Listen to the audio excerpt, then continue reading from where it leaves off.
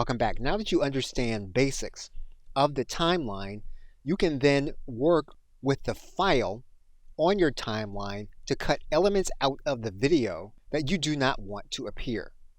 And so what you're going to do is to move your cursor to the point of the video where you want to cut out a section of that video. And assuming that you have listened to the video in real time and there's an element that you want to cut out, what you'll need to do is to drag your cursor to the point where you want to cut out that element of the video.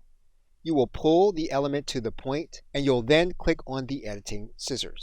That will take out the element that you want out of the video. You can then move to another point in the video. You can drag your cursor to that point. You can use the handle to highlight the portion that you don't want there, and you can click on the editing scissors. That will take out the point of the video. And you can do this as many times as you need to. Now, it is a good idea that you will edit your video left to right as you go up in time. So for example, the next edit that we would make would be further up in time. We want to try to complete all of the edits in order of the timeline as we can. For example, we're going to click on this handle and we're going to edit out another portion of the video.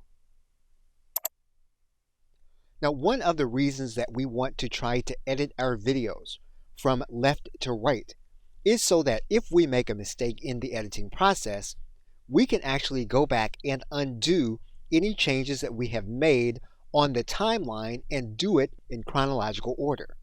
So for example, we can go backwards by clicking this undo button, or we can actually use Control Z, which is the hotkey. So we're going to click on the undo button. That's going to undo this edit. We can do that again and click undo.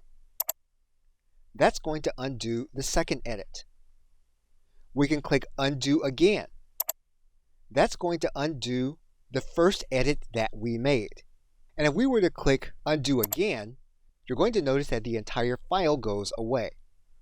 Now what we can do then is we can then click the redo button. That will then add our file back. We can then click the redo button again. That will redo the first edit. We can click the redo button again. That will redo the second edit. We can click the redo button again, and that'll redo the third edit. And so basically, you want to try to do your basic editing from left to right on the timeline as you go up in time. Okay, so with that, thanks, and I will see you in another video.